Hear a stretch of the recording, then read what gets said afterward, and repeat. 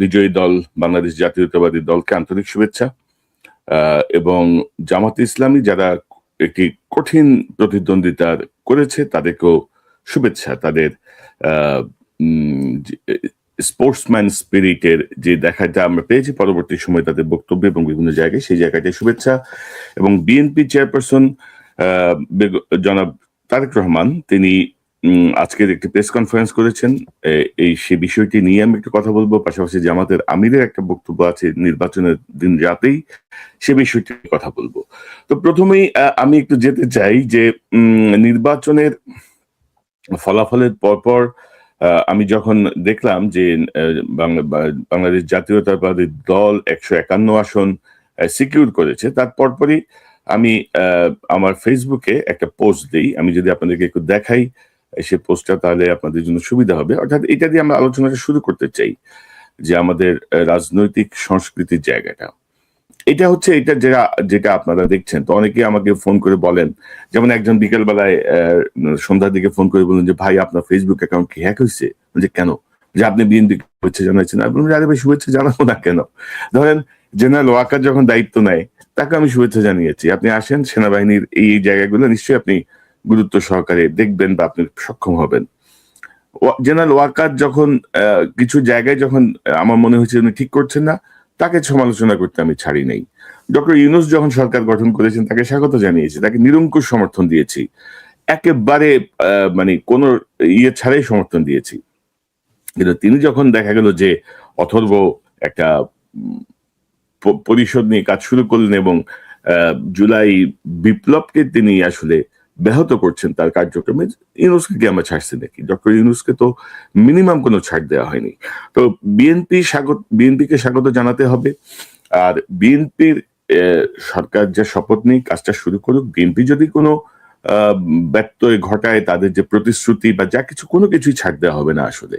মানে প্রথমে তো আপনাকে ওয়েলকাম করতে হবে। এবং সবচেয়ে বিস্ময়কর হচ্ছে যে ধরেন নির্বাচনের দিন রাতে আমি আসলে জামাতের আমিরের যে বক্তব্য, সেই বক্তব্য তার নেতাকর্মীরা ফলো করছেন না, দেখেন নাই অথবা জানেন না, বা এখনো যারা লিখছেন, সেই জায়গাটা আমি আপনাদেরকে সেই বক্তব্যটা একটু দেখাতে চাই, যদি শোনেন। আমরা আপনাদের মাধ্যমে প্রিয় দেশবাসীকে প্রথমে ধন্যবাদ জানাই যে দীর্ঘদিন পরে দেশের মানুষ দুইটা নির্বাচনে একই দিনে অংশগ্রহণ করেছে, একটি গণভোট আর একটা সরকার গঠনের জন্য ভোট। তা আমরা যতদূর জানতে পেরেছি, সংস্কারের জন্য যে গণভোট ছিল সেই গণভোটের পক্ষে হা ভোট বেশি পড়েছে। এই জন্য আমরা দেশবাসীকে আন্তরিক মোবারকবাদ জানাই। যদিও অফিসিয়ালি এটা ডিক্লেয়ার করা হয় নাই, শেষ পর্যন্ত কি হয় সেটা আমরা দেখার অপেক্ষায় আছি। আর সরকার গঠনের জন্য যে নির্বাচন হয়েছে সেখানে মূল প্রতিদ্বন্দ্বিতা ছিল মূলত দুইটা জোটের মাঝেই বলতে হবে। আমরা অংশগ্রহণ করেছি। নির্বাচনের প্রক্রিয়া যখন শুরু হয়েছে তখন থেকে শুরু করে আমরা আমাদের কার্যক্রম চালিয়েছি। আমাদের যারা প্রতিদ্বন্দ্বী ছিলেন তারা তাদের কার্যক্রম চালিয়েছে। স্বাভাবিক একটা নির্বাচন যখন হবে সবাই জিতবে না, কেউ জিতবে কেউ হারবে, এটাই গণতন্ত্রের সৌন্দর্য। আমাদের দেশে কিছু সংস্কৃতি আছে, আমরা এই সংস্কৃতিকে পাল্টানোর পক্ষে। তবে আমাদের কিছু অবজারভেশন আছে, সেই অবজারভেশনগুলো আমরা জাতির সামনে তুলে ধরার পক্ষে, যাতে ভবিষ্যতে একই অন্যায়ের বা সীমালঙ্ঘনের পুনরাবৃত্তি না ঘটে। বেশ কিছু ঘটনা ঘটেছে, আমরা এগুলা কম্পাইল করছি, আমরা আমাদের পরিসরে আবার বসবো। আমরা সব মিলেই এখন আপনাদের সামনে পূর্ণাঙ্গ কোনো বক্তব্য দিতে পারছি না বলে আমরা দুঃখিত। আমরা দিব ইনশাল্লাহ, আমরা আবার বসবো, আমাদের মধ্যে আমরা এগুলা নিয়ে বিশ্লেষণ করব। আমাদেরও কোনো ত্রুটি ঘাটতি থাকে সেটাও আমরা দেখব। আবার যদি সামগ্রিক কোনো বড় ত্রুটি ঘাটতি হয় তাকে সেটাও আমরা আনবো। আমরা আগেই বলেছি ছোটোখাটো কোনো বিষয় নিয়ে আমরা টানাটানি করবো না, এবং পুরানা রাজনীতির সংস্কৃতিতে আমরা ফিরে যেতে চাই না। আমরা ইতিবাচক ধারার রাজনীতি করতে চাই। রাজনীতি যদি দেশের মানুষের জন্য হয় তাহলে যারা রাজনীতি করবেন তাদেরকে এই কথা মেনে নিতে হবে যে পাশ করার গ্যারান্টি নিয়ে কোনো নির্বাচনও হয় না, কোনো রাজনীতি হয় না। তো অত্যন্ত ইতিবাচক একটা বক্তব্য। অর্থাৎ সেদিন মধ্যরাতে 12:30-1টার পরে জামাতের আমিরের এই বক্তব্য যে পাশ করার গ্যারান্টি নিয়ে কোনো নির্বাচনও হয় না, রাজনীতিও হয় না। এবং আমি এটাকে খুব ইতিবাচক ভাবে দেখি জামাতের এই আমিরের এই বক্তব্য। তবে ধরেন আমি গত দুদিনে দেখছিলাম যে বিএনপির কিছু উগ্রপন্থী তারা ধরেন মোটামুটি ঝাঁপায় পড়ছে, তারা এখন এনসিপি শেষ করে দিবে, জামাতকে শেষ করে দিবে। মানে কারণটা কি? বিএনপির যে জায়গাটায় মনোযোগ দেওয়া উচিত সেটি হচ্ছে যে জামাতে ইসলামী বেশ কিছু গুরুত্বপূর্ণ আসনে, বেশ কিছু আসনে তাদের যে ভোটের যে ব্যবধান, এটি ঘাড়ে নিঃশ্বাস ফেলার মতো। ৩,৫০০ থেকে ৫,০০০, ৫,৫০০ ভোটে একটা একটা মানে ২০-২৫টার বেশি আসন যতটুকু মনে পড়ছে এই মুহূর্তে, তারা কিন্তু পরাজিত হয়েছে। সো এটা কিন্তু বিএনপিকে অত্যন্ত গুরুত্ব সহকারে বিষয়টা নিতে হবে যে প্রতিদ্বন্দ্বীকে শেষ করে দেয়া না, এই প্রতিদ্বন্দ্বীর এই জায়গাটাকে ওভারকাম করার যে প্রস্তুতি সেটি নিতে হবে। কিন্তু আপনারা যদি এখন বলেন যে জামাতকে নিশ্চিহ্ন করে দিব, এনসিপি কে নিশ্চিহ্ন করে দিব, এরা থাকবে না, ওরা কিছু উগ্রবাদী কয়েকজন কথা শুনছিলাম, সোশ্যাল মিডিয়ায় দেখছিলাম। এখন এনসিপি কে হামলা করব, জামাতকে হামলা করব, এই করব। তো এগুলো আসলে শুভ ফল বয়ে আনবে না। আর আর আমার কথা যেটি বলছিলাম যে যেভাবে আপনারা মানে সমালোচনা করছেন, এটা আজকে আমার জন্য নতুন না আসলে। আমি যদি আপনাকে দেখাই, দেখেন এই যে হাওয়া ভবনের আশীর্বাদ পুষ্ট সাংবাদিক কনক সারোয়ার তারেক রহমানের টাকায় সোশ্যাল মিডিয়ায় টকশোর নামে সরকার বিরোধী প্রপাগান্ডা, সেনাবাহিনীকে উস্কে দেওয়া সহ দেশের ইতিহাস বিকৃত করাই তার প্রধান অ্যাসাইনমেন্ট। এগুলা ধরেন 18-19 সাল থেকে এগুলা শুরু হয়েছে। আপনি যদি দেখেন এই যে গুজবকারী হলুদ সাংবাদিক, ধরেন আমি একটা পোস্ট দিয়েছিলাম, এটি হচ্ছে 12 ফেব্রুয়ারি 3:33 PM আমাদের দুপুরের সময়টায়। সেটি হচ্ছে নির্বাচন কমিশনের বেসরকারি ফলাফল অনুযায়ী সংখ্যাগরিষ্ঠতা পেয়ে জয়লাভ করায় বাংলাদেশ জাতীয়তাবাদী দল বিএনপিকে অভিনন্দন। পাশাপাশি জনগণ হ্যাঁ ভোটের পক্ষে রায় দিয়েছেন এ পর্যন্ত প্রাপ্ত ফলাফল। এই বিষয়টি নিশ্চয়ই জুলাই সনদ অনুযায়ী দেশকে সংস্কারের পথে এগিয়ে নিয়ে যাবে। দীর্ঘদিন পর জনগণ তাদের ভোটাধিকার প্রয়োগের অধিকার ফিরে পেয়েছে।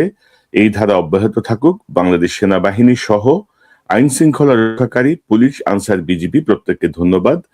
নিশ্চয়ই এ বিষয়টি ভবিষ্যতে নির্বাচনের জন্য দৃষ্টান্ত হয়ে থাকবে। সর্বোপরি অন্তর্বর্তীকালীন সরকার তাদের দেয়া সুষ্ঠু নির্বাচনের প্রতিশ্রুতি পূরণ করতে পারায় তাদেরও অভিনন্দন। তো এই যে পোস্ট, এই পোস্টের পরে ধরেন মানে দেখলাম যে বিএনপি, জামাত এই দুই দলের এক শ্রেণীর জানোয়ার সমর্থক ঝাঁপায় পড়ছে আমাদের পোস্টের উপরে। বিএনপির জানোয়ারদের বক্তব্য হচ্ছে যে এই তো এখন আবার শুরু হয়েছে না, মানে মানে কি বলবো, বিএনপিকে খুশি করার জন্য পোস্ট দিছি। জামাতের সমর্থকদের ইয়ে হচ্ছে যে এটা কি ধরনের কথা, একটা কারচুপি নির্বাচনকে আপনি কেন ওয়েলকাম করলেন? এবং পরবর্তীতে আপনি দেখেন যে বাংলাদেশে কোনো নির্বাচন আসলে প্রশ্নের ঊর্ধ্বে না।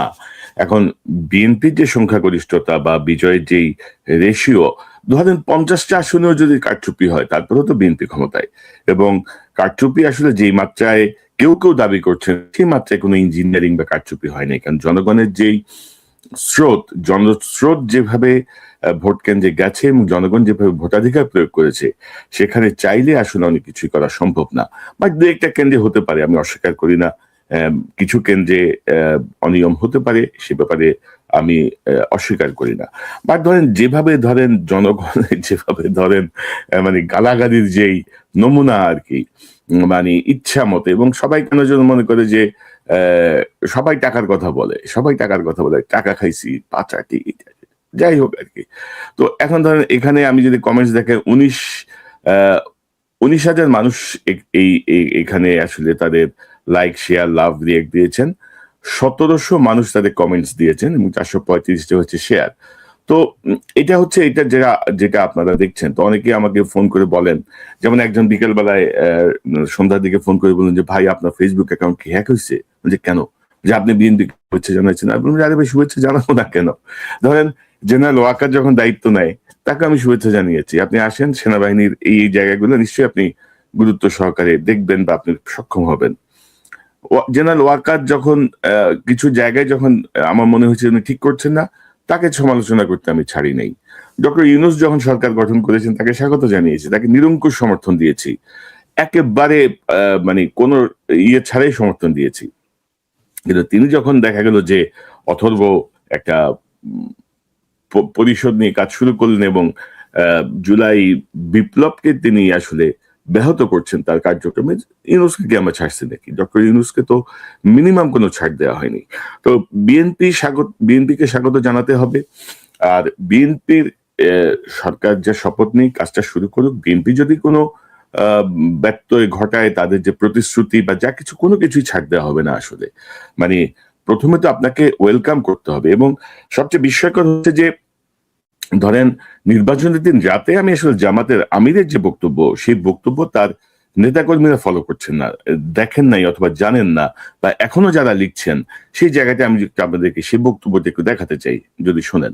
আমরা আপনাদের মাধ্যমে প্রিয় দেশবাসীকে প্রথমে ধন্যবাদ জানাই যে দীর্ঘদিন পরে দেশের মানুষ দুইটা নির্বাচনে একই দিনে অংশগ্রহণ করেছে, একটি গণভোট আর একটা সরকার গঠনের জন্য ভোট। তা আমরা যতদূর জানতে পেরেছি, সংস্কারের জন্য যে গণভোট ছিল সেই গণভোটের পক্ষে হা ভোট বেশি পড়েছে। এই জন্য আমরা দেশবাসীকে আন্তরিক মোবারকবাদ জানাই। যদিও অফিসিয়ালি এটা ডিক্লেয়ার করা হয় নাই, শেষ পর্যন্ত কি হয় সেটা আমরা দেখার অপেক্ষায় আছি। আর সরকার গঠনের জন্য যে নির্বাচন হয়েছে, সেখানে মূল প্রতিদ্বন্দ্বিতা ছিল মূলত দুইটা জোটের মাঝেই বলতে হবে। আমরা অংশগ্রহণ করেছি। নির্বাচনের প্রক্রিয়া যখন শুরু হয়েছে তখন থেকে শুরু করে আমরা আমাদের কার্যক্রম চালিয়েছি। আমাদের যারা প্রতিদ্বন্দ্বী ছিলেন তারা তাদের কার্যক্রম চালিয়েছে। স্বাভাবিক একটা নির্বাচন যখন হবে, সবাই জিতবে না, কেউ জিতবে কেউ হারবে। এটাই গণতন্ত্রের সৌন্দর্য। আমাদের দেশে কিছু সংস্কৃতি আছে, আমরা এই সংস্কৃতিকে পাল্টানোর পক্ষে। তবে আমাদের কিছু অবজারভেশন আছে, সেই অবজারভেশনগুলো আমরা জাতির সামনে তুলে ধরার পক্ষে, যাতে ভবিষ্যতে একই অন্যায়ের বা সীমালঙ্ঘনের পুনরাবৃত্তি না ঘটে। বেশ কিছু ঘটনা ঘটেছে, আমরা এগুলা কম্পাইল করছি। আমরা আমাদের পরিসরে আবার বসবো। আমরা সব মিলেই এখন আপনাদের সামনে পূর্ণাঙ্গ কোনো বক্তব্য দিতে পারছি না বলে আমরা দুঃখিত। আমরা দিব ইনশাল্লাহ। আমরা আবার বসবো, আমাদের মধ্যে আমরা এগুলা নিয়ে বিশ্লেষণ করব। আমাদেরও কোনো ত্রুটি ঘাটতি থাকে সেটাও আমরা দেখব। আবার যদি সামগ্রিক কোনো বড় ত্রুটি ঘাটতি হয় তাকে সেটাও আমরা আনবো। আমরা আগেই বলেছি, ছোটোখাটো কোনো বিষয় নিয়ে আমরা টানাটানি করব না। এবং পুরানা রাজনীতির সংস্কৃতিতে আমরা ফিরে যেতে চাই না। আমরা ইতিবাচক ধারার রাজনীতি করতে চাই। রাজনীতি যদি দেশের মানুষের জন্য হয়, তাহলে যারা রাজনীতি করবেন তাদেরকে এই কথা মেনে নিতে হবে যে পাশ করার গ্যারান্টি নিয়ে কোনো নির্বাচনও হয় না, কোনো রাজনীতি হয় না। তো অত্যন্ত ইতিবাচক একটা বক্তব্য। অর্থাৎ সেদিন মধ্যরাতে 12:30-1টার পরে জামাতের আমিরের এই বক্তব্য যে পাশ করার গ্যারান্টি নিয়ে কোনো নির্বাচনও হয় না, রাজনীতিও হয় না। এবং আমি এটাকে খুব ইতিবাচক ভাবে দেখি জামাতের এই আমিরের এই বক্তব্য। তবে ধরেন আমি গত দুদিনে দেখছিলাম যে বিএনপির কিছু উগ্রপন্থী তারা ধরেন মোটামুটি ঝাঁপায় পড়ছে, তারা এখন এনসিপি শেষ করে দিবে, জামাতকে শেষ করে দিবে। মানে কারণটা কি? বিএনপির যে জায়গাটায় মনোযোগ দেওয়া উচিত সেটি হচ্ছে যে জামাতে ইসলামী বেশ কিছু গুরুত্বপূর্ণ আসনে, বেশ কিছু আসনে তাদের যে ভোটের যে ব্যবধান, এটি ঘাড়ে নিঃশ্বাস ফেলার মতো। 3,500 থেকে 5,000, 5,500 ভোটে একটা মানে 20-25টার বেশি আসন, যতটুকু মনে পড়ছে এই মুহূর্তে, তারা কিন্তু পরাজিত হয়েছে। সো এটা কিন্তু বিএনপিকে অত্যন্ত গুরুত্ব সহকারে বিষয়টা নিতে হবে যে প্রতিদ্বন্দ্বীকে শেষ করে দেয়া না, এই প্রতিদ্বন্দ্বীর এই জায়গাটাকে ওভারকাম করার যে প্রস্তুতি সেটি নিতে হবে। কিন্তু আপনারা যদি এখন বলেন যে জামাতকে নিশ্চিহ্ন করে দিব, এনসিপি কে নিশ্চিহ্ন করে দিব, এরা থাকবে না, ওরা কিছু উগ্রবাদী কয়েকজন কথা শুনছিলাম, সোশ্যাল মিডিয়া দেখছিলাম, এখন এনসিপি কে হামলা করব, জামাতকে হামলা করব, এই করব। তো এগুলো আসলে শুভ ফল বয়ে আনবে না। আর আমার কথা যেটি বলছিলাম, যে যেভাবে আপনারা মানে সমালোচনা করছেন, এটা আজকে আমার জন্য নতুন না আসলে। আমি যদি আপনাকে দেখেন, এই যে হাওয়া ভবনের আশীর্বাদ পুষ্ট সাংবাদিক কনক সারোয়ার তারেক রহমানের টাকায় সোশ্যাল মিডিয়ায় টকশোর নামে সরকার বিরোধী প্রোপাগান্ডা, সেনাবাহিনীকে উস্কে দেওয়া সহ দেশের ইতিহাস বিকৃত করাই তার প্রধান অ্যাসাইনমেন্ট। এগুলা ধরেন 18-19 সাল থেকে এগুলা শুরু হয়েছে। আপনি যদি দেখেন, এই যে গুজবকারী হলুদ সাংবাদিক। From this side, sir, this side. You're right, extremely here. So my name is Ashok Raj and I'm from the Pioneer and I came from India, New Delhi. I have a questions to I can't PM in see waiting. you. Here. Oh, Yeah. here you are. So I have a question to you that what is your foreign policy plan and how you see the India and Bangladesh relations, because we are the not immediate neighbor, but yeah, we share culture and everything. So your comment on India and Bangladesh relations. And second one, which is very much related to ICT.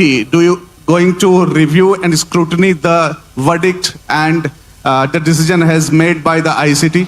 Thank you so much.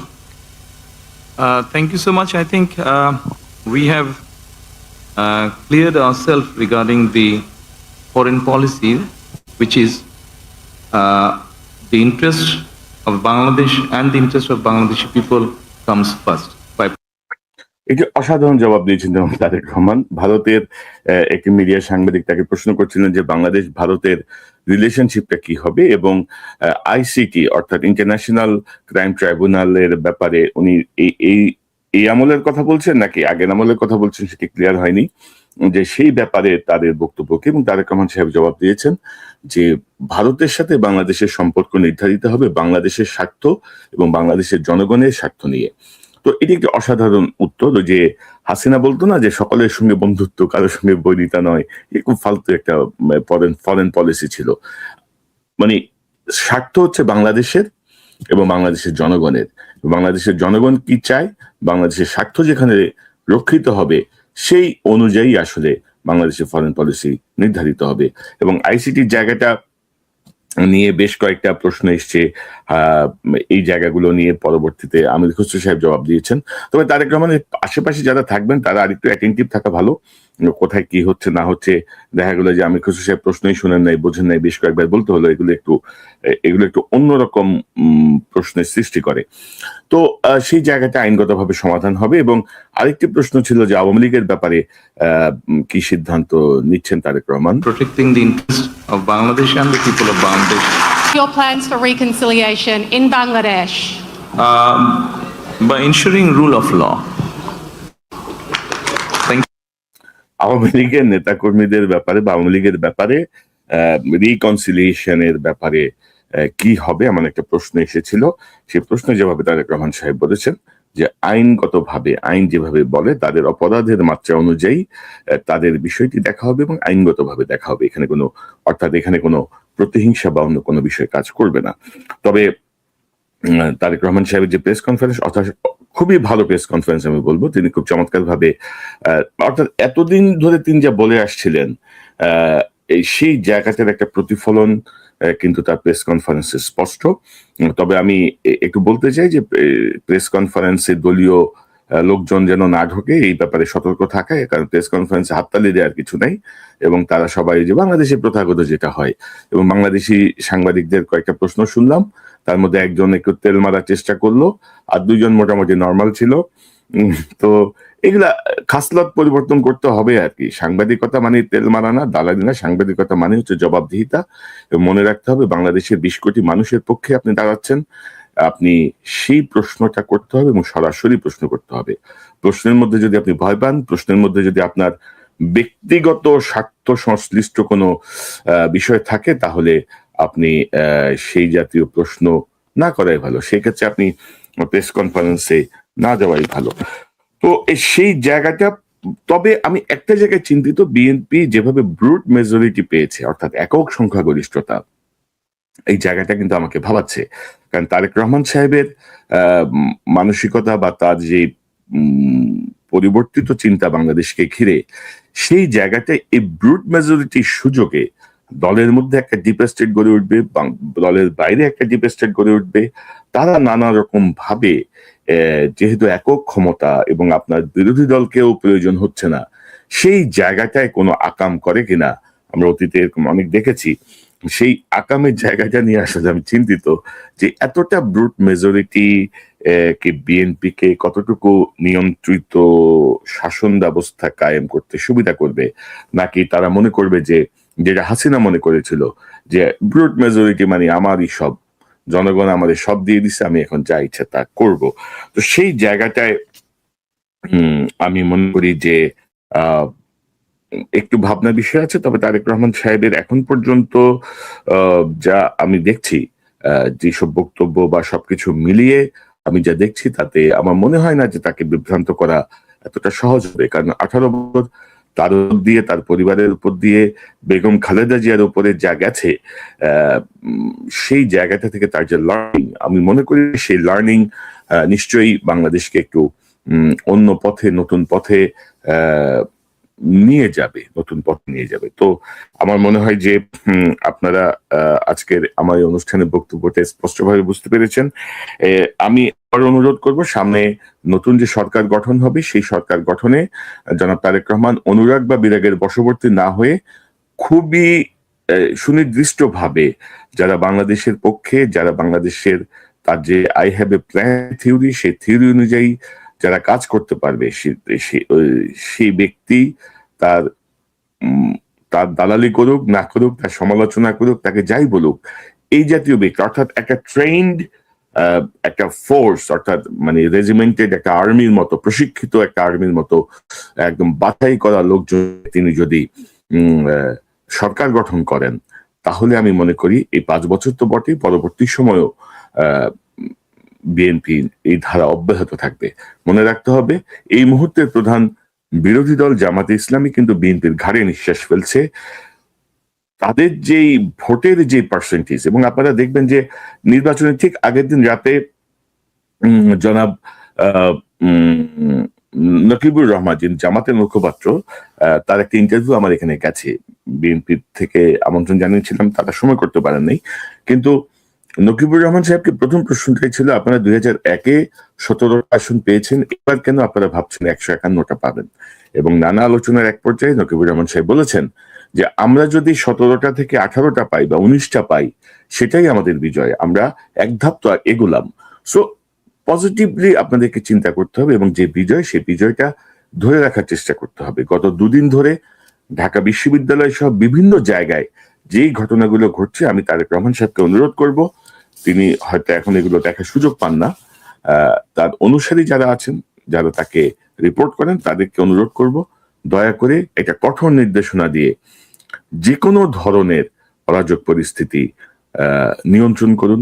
NCP জামাতের প্রতি যেই বিদ্বেষমূলক কিছু খবর আমরা পাচ্ছি, সেই জায়গাগুলো অত্যন্ত দ্রুত মিনিমাইজ করুন, সমাধান করুন, এবং যেসব ঘটনা ঘটেছে প্রয়োজনে ব্যক্তিগতভাবে ইন্টারভেন করুন, এবং যারা আহত হয়েছেন তাদের চিকিৎসার ব্যবস্থা করুন। কারণ বাংলাদেশে ওই দখলের রাজনীতি, দখল পাল্টা দখল, এই জিনিসটা আর কাজ করবে না। এবং সবার সামনেই ছাত্র জনতার যে জুলাই বিপ্লবের আন্দোলনের যে দৃষ্টান্ত, সেই দৃষ্টান্ত নিশ্চয়ই আছে, এবং সেটিকে মাথায় রেখে আমার মনে হয় ভবিষ্যৎ সরকার পরিচালনায় বাংলাদেশ জাতীয়তাবাদী দল কার্যকরভাবে এগিয়ে যাবে। এবং বিএনপি যে আমাদের উগ্র সমর্থক যারা আমাকে এসে গালাগাল করছেন, বিএনপির মতো করে, জামাতের মতো করে, তাদেরকে বলতে চাই, চোখে যা পড়বে, যেটি আমার বিবেচনায় মনে হবে যে যেটি বলা উচিত, সেটি আমি ইনশাল্লাহ বলবো। আপনারা খুশি হন, বেজার হন, আমার কিছুই যায় আসে না। সত্যের কথা বলতেই হবে, সত্যের কথা জানাতেই হবে। এখন আপনি আমারে যেভাবে খুশি সেভাবে পোর্ট্রেট করতে পারেন, যেভাবে খুশি সেভাবে গালাগাল করতে পারেন, আমার মরহুম বাবা মাকেও গালাগাল করতে পারেন, সেটি আপনার পারিবারিক শিক্ষা, আপনি যা খুশি তা করতে পারেন।